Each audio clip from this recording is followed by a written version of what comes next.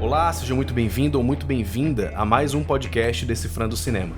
Hoje vamos abordar o filme O Farol, dirigido por Robert Eggers, que saiu lá nos Estados Unidos em 2019 e no Brasil saiu em 2020. Eu sou Bruno Albuquerque, caso você não me conheça, esse aqui é o meu canal, leva o meu nome. Estamos aí com mais de 57 mil inscritos, muito obrigado a todos vocês que comentam, que se inscrevem, que curtem, que compartilham.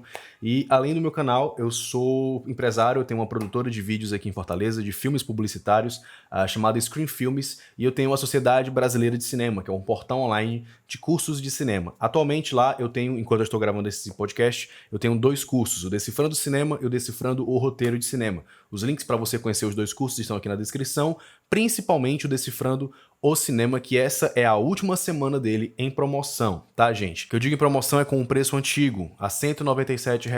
Semana que vem ele vai subir para R$ 247, porque nós vamos adicionar mais materiais ao curso, uma versão atualizada. Então, para você ter acesso à versão atualizada, com o preço antigo, essa é a sua última oportunidade, tá? E o que é que vem nessa versão atualizada, Bruno? Primeiramente, um módulo inteiramente novo, chamado Engenharia Reversa do Cinema, onde nós vamos pegar grandes cenas de grandes filmes e vamos entender como elas foram feitas, como é que elas foram planejadas e executadas, partindo da teoria que a gente já estudou no curso e chegando até a prática, mas não vai ser um módulo prático, a gente vai analisar a prática, entender como é que foi feito, sem necessariamente ir a campo, ir à gravação, de fato, e esse módulo terá uma aula para cada camada do cinema, tá bom? Se você clica no link, você vai entender direitinho. Além disso, o módulo de História do Cinema terá uma aula nova analisando toda a história, toda a filmografia da Alice Guy Blaché, que foi a verdadeira criadora do cinema, foi uma mulher que criou o cinema, eu descobri isso recentemente, não sabia, e vou atualizar o curso com essa informação, uma aula inteira dedicada somente a ela, e além disso, o módulo de mise-en-scène, onde eu analiso a filmografia de 4 grandes diretores, a mise-en-scène dos filmes deles, será atualizado com a filmografia de 4 grandes diretoras. Então, é um aumento bem significativo de conteúdo lá dentro, de material, e por isso, vamos aumentar o preço do curso. Mas para você ter acesso, você tem chance de ter acesso a esse conteúdo com o preço antigo, tá? O link está aqui embaixo para você conhecer o curso e comprar pelo preço antigo. Sem mais delongas, vamos à nossa análise, né? O Farol foi um filme que eu vi 2 vezes, 3 vezes agora, porque eu revi agora pela 3ª vez para poder fazer as anotações para fazer esse vídeo. E é um filme que, de cara, na primeira assistida, não me identifiquei tanto. Eu admito que eu não curti tanto ele quanto eu curti a partir da 2ª vez que eu assisti. A 2ª vez que eu assisti, inclusive, foi lá em Recife. Eu tava lá em Recife agora em janeiro. E foi o filme que eu escolhi que é o filme que tava passando para eu conhecer o Cinema São Luís, né? O Cine Teatro, não sei se é Cine Teatro, mas é o Cinema São Luís, lá de Recife, e ele tem um cinema irmão aqui em Fortaleza, que é o Cine Teatro São Luís, lá na Praça do Ferreira, que eu já falei dele aqui outra vez, e é um cinema excelente. E ver no cinema, e nesse cinema especificamente, foi uma experiência bem interessante, assim, eu pude perceber detalhes que eu não havia percebido antes, e agora, revendo o filme em casa, eu pude perceber ainda mais outros detalhes e trouxe tudo isso aqui nessa nossa análise, no estilo da análise que a gente fez do Parasita, no estilo da análise que a gente fez de Sinais, tá? Então esse aqui é mais um filme, toda semana agora, um podcast ou sobre algum elemento de cinema ou sobre uma análise de algum filme, tá? Então vamos lá. Há vários elementos que a gente precisa abordar aqui, eu vou tentar falar de quase todos, nunca é possível a gente abordar a totalidade de uma obra em uma análise, mas eu quero falar principalmente de alguns elementos desse filme, né? Os principais são o roteiro do filme, que eu acho um detalhe muito bacana, que poucas pessoas estão falando sobre o Farol, a mise-en-scène, a fotografia e as interpretações do filme, como todas elas estão lá para auxiliar a contar aquela história. Nada ali é gratuito, nada ali é à toa, tudo ali é para nos ajudar de alguma forma a entender melhor aqueles personagens, entender melhor aquele universo. Então vamos lá. Uma coisa interessante, eu já queria começar falando do roteiro do filme. Uma coisa que eu tenho dito muito lá no meu curso, e eu falo muito de forma majoritária em todos os cantos, é que o começo do filme, ele tem que ser... Ele é primordial para você comprar a jornada daqueles personagens ou não. E o começo do filme ele é a grande causa para você compreender aquele universo e aqueles personagens. Ou seja, logo no comecinho do filme você precisa especificar quem são aquelas pessoas, que situação é que elas passam, seus dilemas pessoais, o ambiente, o local onde o filme vai se passar, as circunstâncias desse local, as regras desse universo. Você estabelece isso logo no começo do filme. Nem que seja de uma forma até misteriosa para você ir destrinchando isso com calma no segundo ato. Mas aqui o Farol, ele faz isso em 5 minutos. Em 5 minutos ele já coloca vários elementos muito importantes e nos próximos 5 minutos, ou seja, nos 10 primeiros minutos de filme, ele já coloca vários elementos que são primordiais para o entendimento da obra e que ele já levanta alguns mistérios, ele coloca vários pontos de interrogação que são essenciais para manter a sua atenção no filme. O filme ele que se passa todo num farol isolado no meio do mar e só tem 2 personagens, pouquíssimas locações, ou seja, é dentro da cabaninha onde eles moram, tem a outra cabana lá que tem as engrenagens, dentro do farol, do lado de fora, no pedregulho lá que tem lá perto. Então, é tudo, são microambientes dentro de um ambiente macro, né, que é a Ilha do Farol, né? Então o filme tinha que gerar o seu interesse, ele não podia perder o seu interesse de jeito nenhum. E ele é um filme que tinha tudo pra perder o interesse do público. E, a meu ver, ele não perde, porque logo no começo, e também durante toda a projeção, a gente vai ver isso aqui, ele já joga várias perguntas que ele não dá as respostas de imediato, e ele custa pra dar essas respostas durante o filme. Então eu acho que é um elemento de narrativa muito eficiente. Você coloca perguntas no começo da história que você não responde, claramente, e você prende a atenção do público por fazê-lo sofrer. É um termo que eu tenho visto muito entre teóricos de roteiro, que eu tenho estudado muito roteiro para poder ensinar roteiro lá no curso, né?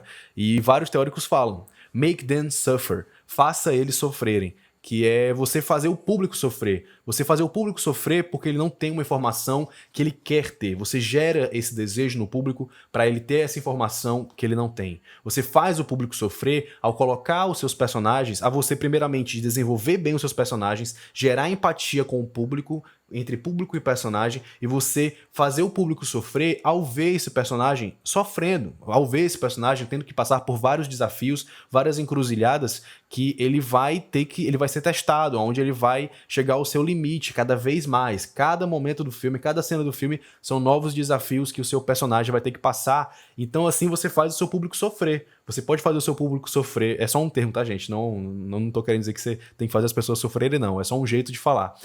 Você faz o público sofrer ao não dar informações que o público quer, você segura essas informações. Você faz o público sofrer ao ver o personagem passando por dificuldades que você não quer que o personagem passe. E tudo isso vai gerando o seu interesse, vai despertando conflito dentro da narrativa. Conflito é uma palavra muito importante em termos de roteiro, e esse filme faz muito bem, tá? Então vamos lá aos primeiros 5 minutos de O Farol. Eu anotei aqui, ó. Em 5 minutos, o filme já mostra informações essenciais para o desenrolar da história.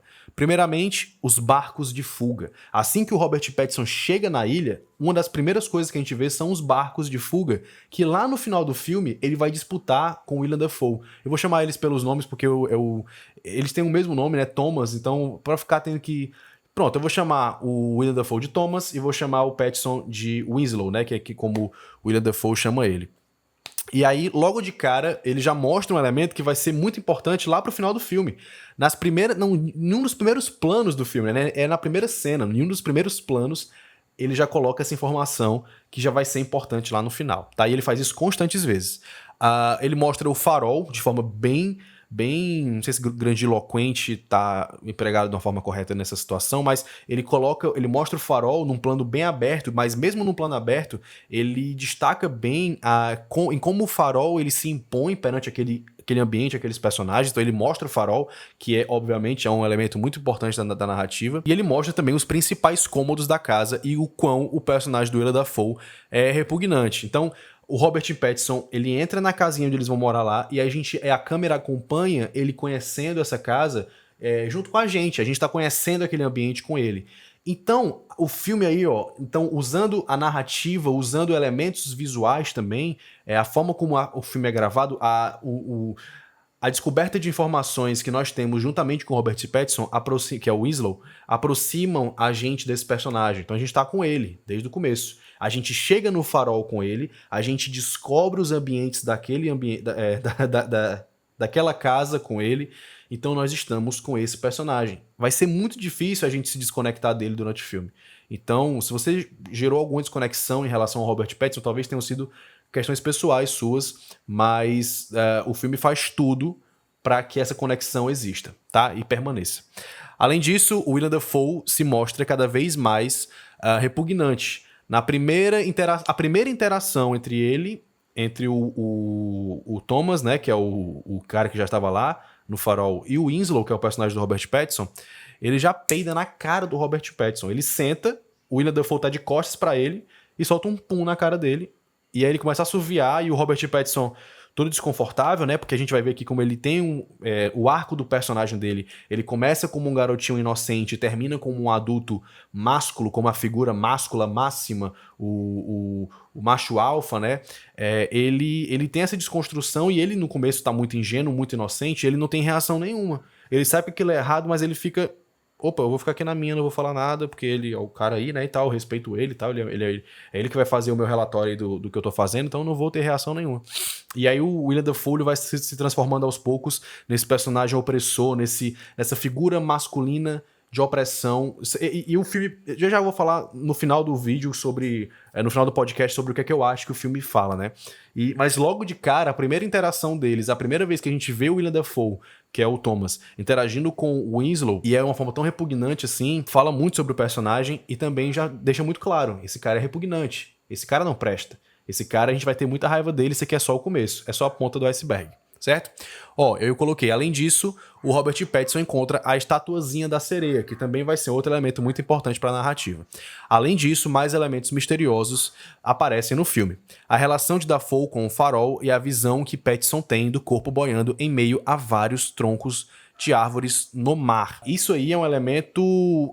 logo de cara, né? Nos primeiros 10 minutos do filme, a gente tá acompanhando a narrativa ali, digamos, entre aspas, não é narrativa clássica, isso não é o termo certo, uma narrativa convencional, certo? De nós estarmos vendo tudo aquilo que é real no mundo daqueles personagens, e logo depois, em menos de 10 minutos de filme, a gente já tem uma cena onírica, uma cena surreal, uma cena fora do contexto de realidade daqueles personagens, uma coisa que se passa na cabeça deles, que aí depende da sua interpretação. Na minha interpretação, aquela cena ali do Robert Pattinson andando em direção ao mar, vendo vários troncos boiando, juntamente com o corpo e os troncos se movendo sozinhos, e ele afunda no mar e vê uma sereia, pra mim aquilo ali não é real, pra mim aquilo ali é onírico. Não à toa, logo depois, e aí a importância da montagem no filme, ele mostra isso, corta, e ele mostra o Robert Pattinson acordando no dia seguinte, certo?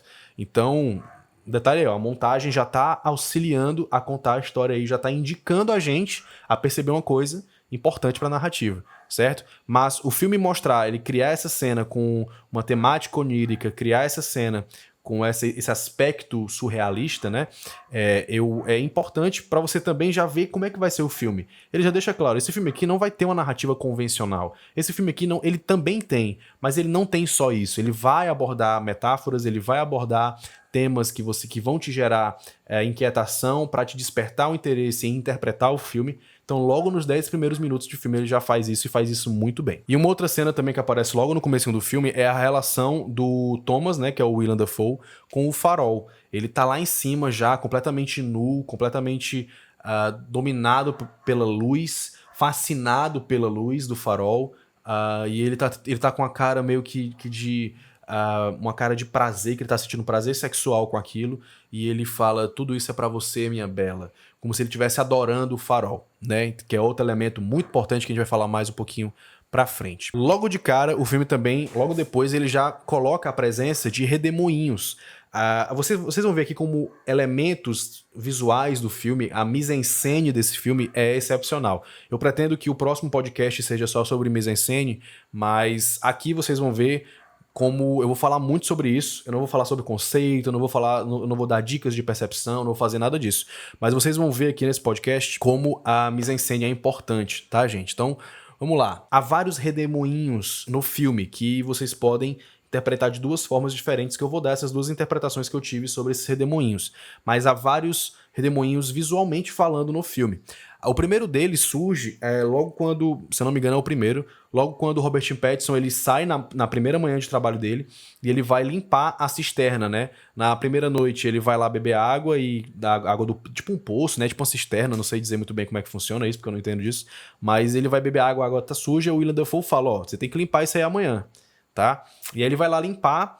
E aí a água, ele coloca uma parada branca na água, não sei se é cloro, eu não sei o que é aquilo, que é meio que pra limpar a água. E aí ele olha pra água e ele vê um redemoinho se formando na água. Você deve estar vendo aí. Se você estiver vendo esse podcast no YouTube, você está vendo aí a imagem. Se você estiver ouvindo no Spotify ou qualquer outro agregador, você não vai estar vendo, infelizmente, tá bom? E aí a água ela fica se movendo em círculo. Você percebe que ela está formando um redemoinho.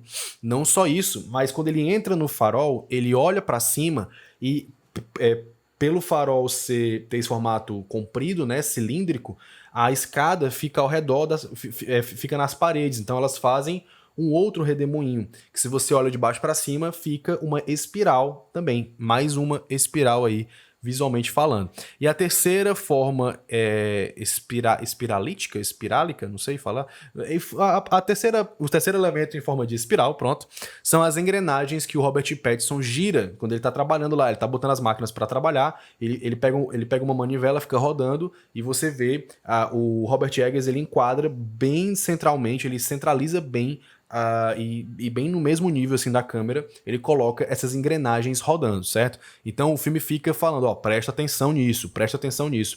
Uma coisa que eu falo, que eu costumo comentar em conversas sobre cinema, quando eu tô falando sobre alguns filmes que acabam sendo misteriosos demais, que revelam de menos as informações importantes que o público precisa saber para poder interpretar melhor o filme, é que eu acho que todo filme que se propõe a ser metafórico, todo filme que se propõe a dar camadas de interpretação, que ele não tem um final fechado, que ele não dá as respostas, pronto, eu acho que a melhor forma de definir esses filmes são filmes que não dão respostas. Esses filmes precisam dar pistas pra gente interpretar. Ele não pode só sair jogando elementos, ele não pode só sair colocando coisas aleatórias e não dar nenhuma trilha, nenhuma migalha do que aquilo pode significar. Não tô dizendo que o filme tem que ser expositivo, longe de mim. Detesto filmes... Eu detesto mais filmes expositivos do que filmes que não dão respostas. Eu percebo muito isso em filmes de pessoas que estão começando, em filmes de pessoas que estão nos seus primeiros curtas, nos seus primeiros longas, às vezes, e eles querem fazer uma parada meio assim, meio interpretativa, meio pra você decifrar o filme, que é o que a gente faz aqui no canal e no curso também, mas eles não dão pistas. Eles não dão elementos, eles jogam coisas ali e querem que a gente tire a nossa interpretação, você sabe da onde. Então, eu acho isso um problema. Eu acho que os filmes precisam sim dar pistas, soltar uma coisinha ali, dar um close no elemento importante, dar um foco narrativo em algum elemento que você precisa compreender para poder decifrar o filme. E eu acho que esse filme faz isso à torta e à direita, ele faz direto isso, direto. E esse elemento aí das engrenagens, eu acho que é um elemento importante. Segura aí que ainda vamos falar disso. Não vamos falar disso agora. Tô só fazendo a mesma coisa que o filme faz.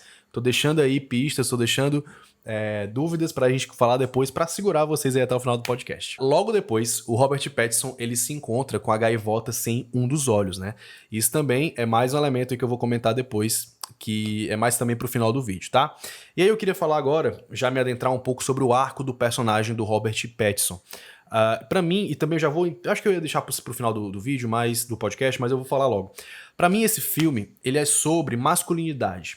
Mas não é uma tentativa de desconstrução de masculinidade. Na verdade, eu acho que é um filme sobre a construção dessa masculinidade. O filme começa com um personagem jovem tendo um contato com um homem jovem, tendo um contato com um homem velho. Esse homem jovem é um personagem ainda ingênuo, é um personagem que não bebe, é um personagem que gosta de ler, é um personagem que ele é bastante introspectivo, ele é bastante educado, ele é bastante inocente. E você percebe muito isso, principalmente quando ele entra em conflito com o Thomas, né, que é o responsável lá pelo Farol, que é interpretado pelo Willem Dafoe. Eu vou ficar falando isso para não restar dúvida, tá, gente? E quando há um contato entre esse personagem do Robert Pattinson com o Willem Dafoe, isso gera conflito e torna a história interessante. Mas o filme é sobre isso. É sobre um homem inocente, como o homem nasce inocente, como ele nasce ingênuo, e essa figura paternalista, essa figura... Paternalista não, patriarcal, essa figura do homem opressor, do homem que grita, do homem que é nojento, que solta pum em qualquer lugar, essa figura do homem que... Foi engraçado isso, né? Mas essa figura do homem... Mas isso acontece, assim, eu fico muito constrangido às vezes quando eu tô perto de uma pessoa que não tem um mínimo de intimidade comigo, mal me conhece e acontece. Vocês homens, eu acho que você homem que tá me ouvindo, você conhece algum homem que já fez isso e você ficou completamente constrangido. Eu fico constrangido quando isso acontece. Ficava, hoje em dia eu já falei, brother, não faz isso não, que isso é errado, isso é feio, isso é nojento, não faz isso aqui, bicho. Mas enfim, é bizarro, assim, tem umas bizarrices que vão piorar, vão ter mais bizarrices aqui, mas o filme ele é bizarro, ele fala sobre isso. E essa figura do homem masculino, impositor, que se impõe, que é poderoso, que é grande, que é, sabe? Isso sempre me incomodou, porque eu sempre senti uma pressão social pra ser esse cara, mas eu nunca quis ser esse cara. E hoje eu aceito. Eu sou o cara que gosta de vir pra internet e gosta de falar sobre cinema. Eu sou um cara que eu não sei discutir. Se eu começo uma discussão com uma pessoa que não é íntima minha, até íntimos também, eu não sei o que falar, eu fico nervoso, eu não gosto, eu me sinto mal. E é por isso que eu me identifiquei tanto com o personagem do Robert Pattinson no começo da história, porque ele é esse cara, imaturo, ou não é imaturo, ele é inocente, ele é ingênuo, ele ainda não experimentou essa. Ele ainda não teve, ainda não tinha tido contato com essa virilidade do personagem do Willem Dafoe, e ele vai desconstruindo isso durante o filme. E pra mim esse é o arco narrativo do personagem. Todo arco narrativo, pelo menos os bons arcos narrativos, os mais interessantes, eles começam num ponto, o personagem começa num ponto e ele passa por várias provações, ele passa por vários desafios, ele passa por várias...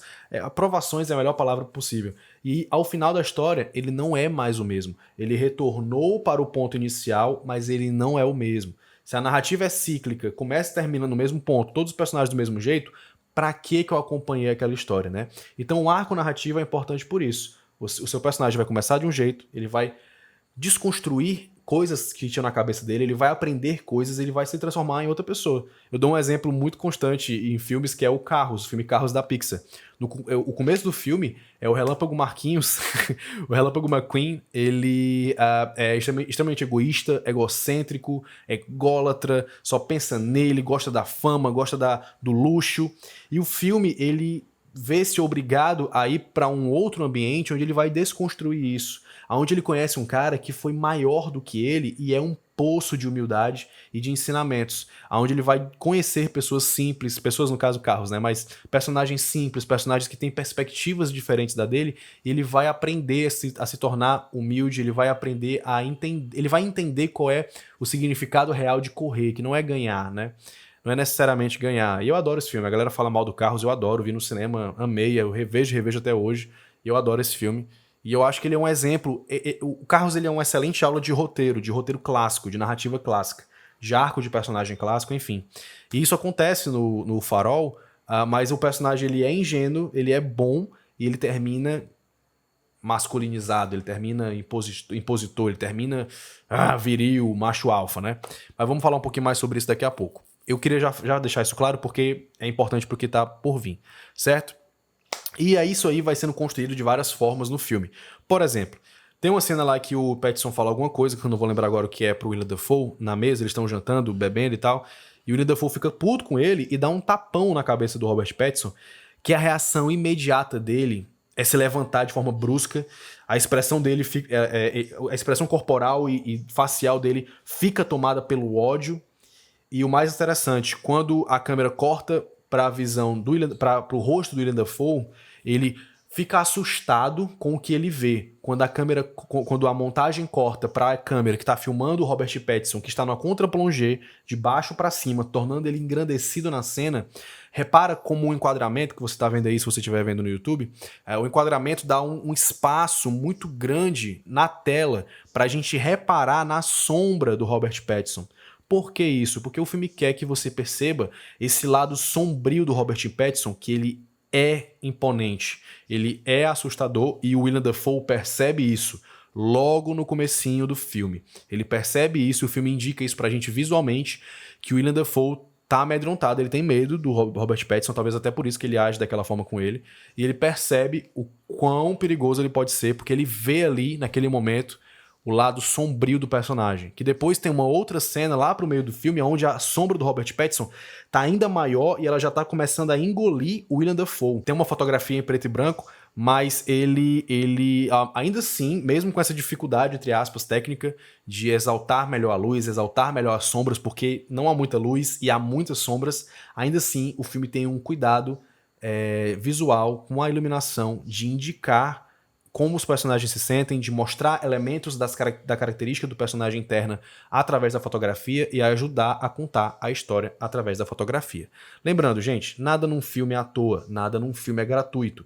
E é por isso que algumas coisas bizarrinhas que eu vou falar aqui não são coisas que eu estou tirando da minha cabeça, tá? Já vou falar dessas coisas bizarras, são elementos que estão no filme. Eu ainda vou me adentrar um pouco mais sobre por que é um farol, o porquê disso, por conta o que é que tem naquela luz, o que é que tem ali dentro e tudo mais, mas repara bem, tem uma cena em que fica muito claro, logo no começo do filme também, fica muito clara a diferença entre o personagem do Robert Pattinson e o personagem do Willem Dafoe. O Winslow, né, do Robert Pattinson, ele não tem contato direto com o sexo. Ele se masturba. Ele não tem um contato direto ali. E ele faz isso numa casinha pequenininha, num casebre, isolado, na escuridão, totalmente na penumbra. E enquanto isso, quando ele sai, ele termina de fazer isso, ele sai desse casebrinho, dessa cabaninha, digamos assim, ele olha pro farol e vê o Willem Dafoe lá no alto do farol, tendo contato direto com a fonte de prazer, que já a gente vai falar sobre isso, sobre o formato do farol, sobre o formato da luz também, que tem uma importância muito grande em cima disso. E ele olha para aquele cara totalmente dominado pela luz, aquele ser iluminado. Então há essa diferença. Enquanto o Robert Pattinson, e aí mise-en-scène e fotografia, enquanto o Robert Pattinson tá no nível abaixo, se masturbando na escuridão, o Willem Dafoe tá praticamente fazendo sexo no topo do farol, totalmente iluminado e totalmente acima dele, né? Então essa disparidade entre os dois é muito grande. E o Robert Pattinson, a grande motivação do personagem, o need dele, que do arco narrativo de 8 pontos do Dan Harmon, o primeiro ponto é personagem, o segundo ponto ele quer alguma coisa, o terceiro ponto ele vai atrás dessa coisa. O segundo ponto fala, o personagem quer alguma coisa. O que é que o Robert Pattinson quer? Ele quer ir lá no farol. Ele quer descobrir o que é que tem lá, o que é que fascina tanto o Willem Dafoe.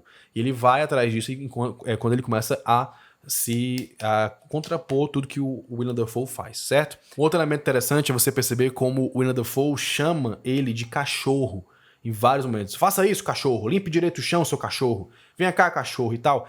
E lá no final do filme, isso também tem uma outra importância. Eu vou até marcar aqui as coisas que eu tenho que falar no final do vídeo, porque são muitas coisas, né? Então deixa eu botar aqui de vermelho os itens que eu tenho que falar depois. Tem uma cena que o personagem do Willem Dafoe, ele fala sobre como as gaivotas são espíritos de marinheiros mortos, de homens mortos, né?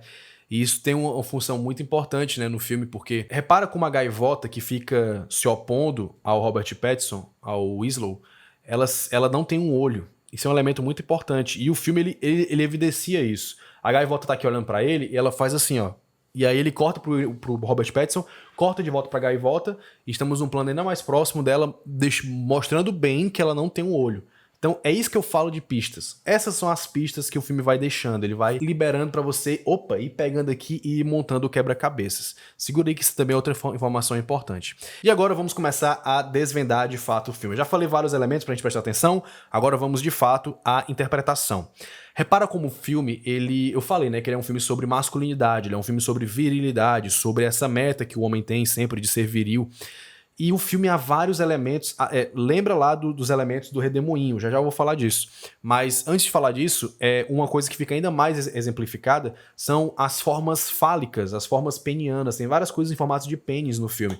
E eu falei que as coisas iam ficar bizarras, não falei? É bizarrinho, mas você vai entender o porquê disso. O filme fala sobre masculinidade, né? Eu tenho um vídeo aqui no canal que hoje eu vejo que a minha abordagem não foi a melhor possível, mas eu ainda mantenho essa interpretação de Alien, o Oitavo Passageiro, que o filme é sobre o machismo da sociedade, sobre como o homem persegue a mulher. Não à toa o Alien, a cabeça do Alien tem um formato de pênis, tem um formato fálico. E aqui, como o filme fala abertamente, tipo assim, quase que abertamente sobre isso, o filme é sobre isso, repara por que ele escolheu um farol. O farol tem um formato fálico. E há outros elementos no filme que também tem esse formato fálico. Há umas lamparinas, uma espécie de lamparina, que é um tubinho de vidro assim, que ele também tem um formato cilíndrico, ele tem um formato fálico. Você pode também considerar como formato cilíndrico, que remete ao pênis, aqueles latões de óleo que o Robert Pattinson carrega lá para cima. Você pode também considerar como formato fálico, esse aqui é bem perceptível, o machado que é usado pelo Willem Dafoe no final. Já vou falar um pouquinho mais sobre isso, que é interessante aí uma outra utilização onde fica muito evidente que a figura do Machado tá lá por conta de dois motivos. Esse motivo fálico e fazer uma referência a um outro filme de terror bem conhecido. E o principal pra mim, que quando eu olhei eu pensei, caramba, isso aqui tá muito na cara que é um formato fálico. Na cara o formato fálico, ai meu Deus, que bizarro. Mas é o formato do relógio. Tem um relógio lá de parede preto, que até o Robert Pattinson ele quebra lá pro final do filme, que ele tem um formato peniano, ele é reto e, enfim, ele tem um formato fálico.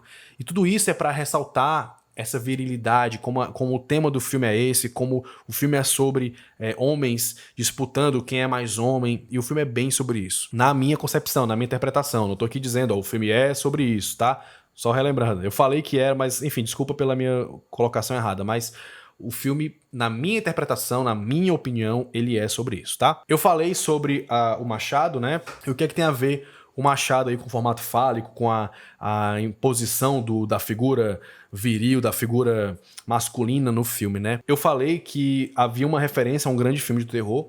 Quando eu vi o filme, na hora que o Willem Dafoe saiu correndo com o machado na mão, atrás do Robert Pattinson, e começou a quebrar lá o barco, eu pensei, cara, isso aí é claramente uma referência ao Iluminado. O próprio Robert Eggers falou isso. Mas tem uma cena no Iluminado, lá no meu canal eu falo isso. No meu canal não, no meu curso. Em que tem uma cena em que um personagem, é tipo o gerente do hotel, ele recebe o Jack Nicholson. Ele, quando vai cumprimentar o Jack Nicholson, ele fica alinhado com um negocinho em cima da mesa lá dourado, e ele fica alinhado bem na altura do pênis dele, na altura da virilha. E parece que ele tá com o pênis ereto, parece uma ereção saindo do personagem. Aqui no Farol, o Robert Eggers faz a mesma referência. Quando eles colocam lá, eles fincam o machado na mesa, ele corta ele enquadra a cena, na verdade, com um plano conjunto bem geral, bem amplo, mostrando tanto o Willem Dafoe quanto o Robert Pattinson. E repara bem em como esse enquadramento alinha o Willem Dafoe com o machado na mesa na altura da virilha dele. Mais uma vez parecendo uma ereção. E é justo numa cena em que o Robert Pattinson exige o seu direito de receber integralmente o valor que ele vai receber, e ele descobre, e ele joga isso na cara do Willem Dafoe, que ele descobriu que ele não vai dar dinheiro pra ele, que ele tá ali fudendo ele de verdade, assim, de acabando com a carreira dele. E o Willem Dafoe se faz de doido. Ele fala, você tá ficando doido, não sei o que, isso aí eu tô fazendo tudo direitinho, você que tá errado, não sei o que. É uma cena em que o Willem Dafoe, ele se impõe mais uma vez, ele tenta se impor mais uma vez ao Robert Pattinson, mas ele não consegue. Então a ereção tá ali, mas o Robert Eggers move a câmera e a ereção some. Ela entra, ela volta. E é sensacional, cara, isso. Eu achei sensacional essa utilização da mise-en-scène. É um detalhezinho, bem detalhezinho, que ajuda muito a contar a história e revela muito sobre os personagens, principalmente o que está acontecendo com o personagem do Willem Dafoe naquele momento. Que ele tá acuado, aquele momento. Logo depois ali, é só merda que acontece com ele. O Robert Pattinson vai se impor a ele. E é interessante você perceber como o Robert Pattinson ele se impõe de uma forma em que ele praticamente copia a forma que o Willem Dafoe fala, ele copia a forma como ele age, e é muito bizarro isso, isso que ele faz, porque ele fica igualzinho ao Willem Dafoe. E há essa discussão em algumas críticas, eu vi na internet também, o pessoal se questionando, será que os dois personagens são a mesma pessoa? Eu acho a interpretação muito válida, porque você tem vários elementos, eles visualmente lembram muito um ao outro, guardadas as devidas proporções, né? O formato da cabeça, o formato do rosto, eles serem muito magros, é como se o Willem Dafoe fosse a versão mais velha do Robert Pattinson, uma versão amargurada dele. E há outros elementos, como por exemplo, os dois se chamam Thomas. Isso é revelado lá mais pro final do filme. O filme é muito sobre um conflito entre os dois personagens, então o filme pode ser uma interpretação sobre o conflito interno. Pode ser, o filme, na verdade, ser uma interpretação sobre justamente a perda da inocência, a perda da ingenuidade masculina que o personagem tinha, digamos que ele seja um personagem só, o Thomas, e ele passou por essa transformação durante a vida, e ele agora tá lá no topo, mas mesmo assim ele morreu e aquilo ali vai ser um ciclo.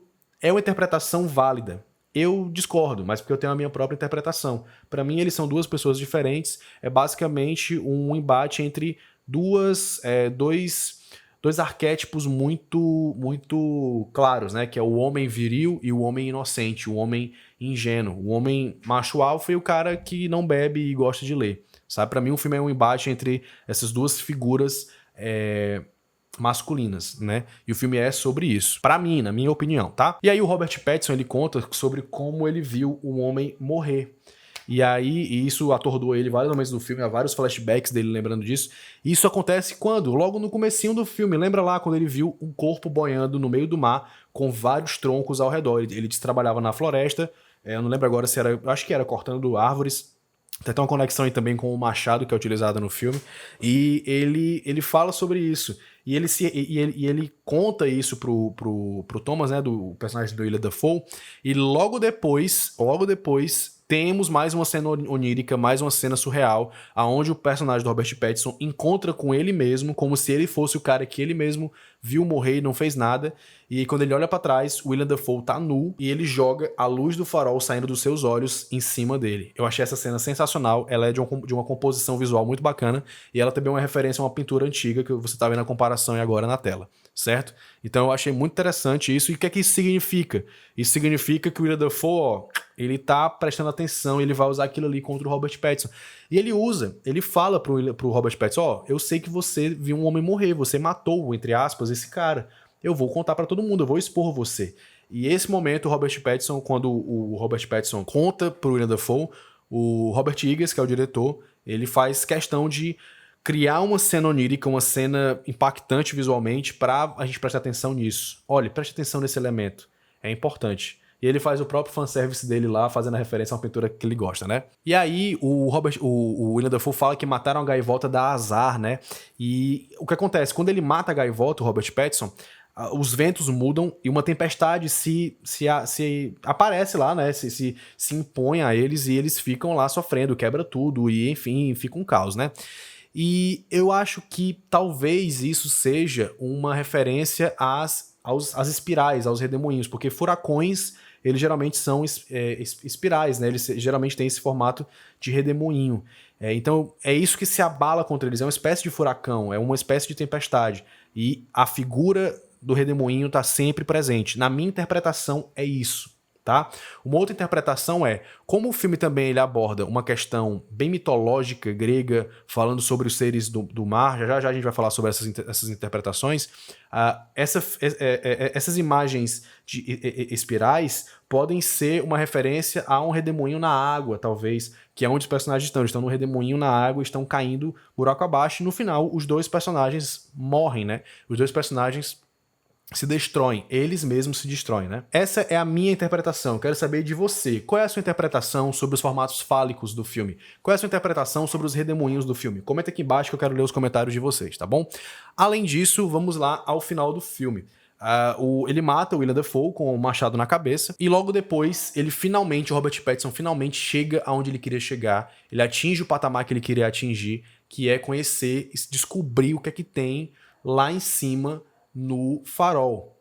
E quando ele olha, repara bem como a lanterna, né, a luz que compõe o farol, né, porque o farol não é só a luz, o farol é aquela construção toda, né, ela remete a um formato da vulva, da vagina. Parece muito um formato de vagina. E é um formato que aparece rapidamente numa cena em que o Willem Dafoe, logo no comecinho, tá olhando lá pra luz, a gente vê o que ele tá vendo mais ou menos, e a gente vê entre os reflexos do espelho lá da luz, a imagem da vagina da sereia que aparece, que também tem um closezão no filme, de uma cena onírica também, do Robert Pattinson.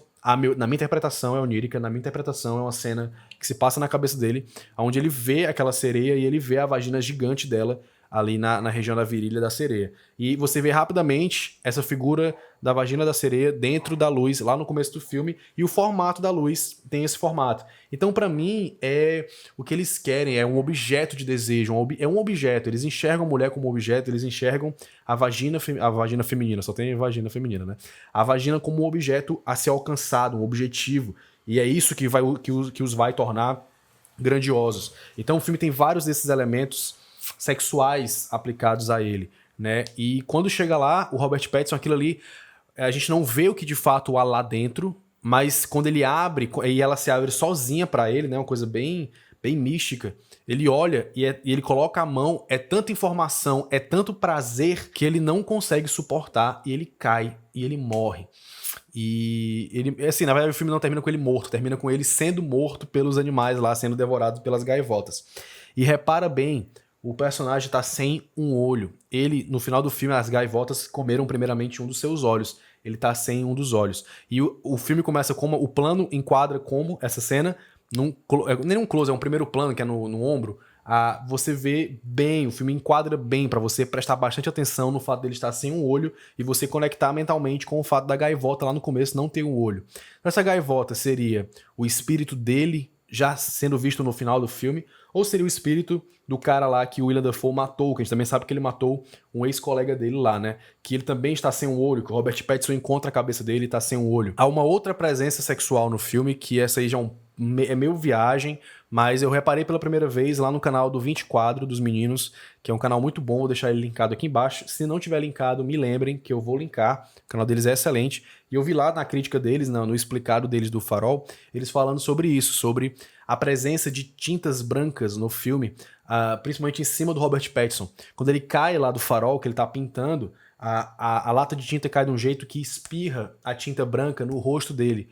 E parece que ele tá é como se ele tivesse com esperma no rosto. Quando ele tá sendo morto ao final do filme, ele tá sendo devorado pelas gaivotas, as gaivotas elas fazem cocô nele e as fezes delas, que são brancas, estão espalhadas pelo corpo dele, como se ele tivesse com ejaculação em cima dele. Como se o farol tivesse ejaculado nele. Então, assim, é meio viagem, mas eu concordo com os meninos. Eu realmente acho que há essa interpretação no filme, porque tá lá. Se tá lá, não tá à toa, não é gratuito. E eu gosto dessas viagens, eu gosto de viajar nos simbolismos, eu gosto de viajar nas metáforas, eu gosto muito. Agora sim, claro, o filme também utiliza metáforas e alusões à mitologia grega, né? Principalmente a história entre Proteus e Prometeus, né? O Robert Pattinson seria Prometeus, que quer dar ao homem os poderes dos deuses, né? Então, Proteus está lá em cima, né, entre os deuses, tendo aquele poder, e Prometeus, que seria o Robert Pattinson, quer esse poder, ele quer dar isso para os homens, seria uma alusão a isso, principalmente porque a punição que Prometeus recebeu foi ser deixado para ser devorado por gaivotas, né, por aves. Se eu estiver falando alguma mentira, me corrija nos comentários, tá? Então, eu acho que o filme, ele não é sobre isso. Eu acho que o filme ele utiliza, eu vi várias pessoas falando que o filme é uma metáfora e pronto, tá explicado. Não é isso. Eu acho que o filme ele utiliza essa metáfora para construir a sua narrativa.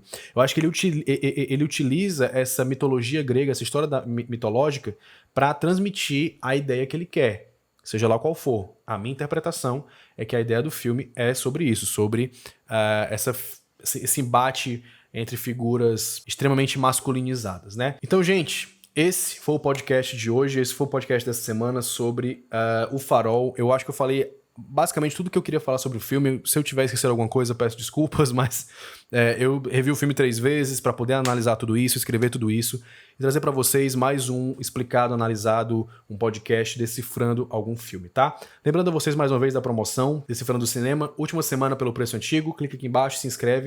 E, gente, em tempos de coronavírus, se protejam, lavem bem as mãos, álcool em gel, mas foco em lavar a mão, principalmente não focar tanto no álcool em gel, tá? O álcool em gel não tem tanta eficácia quanto o sabão. Fiquem em casa, evitem aglomerações, evitem sair de casa a todo custo, por favor.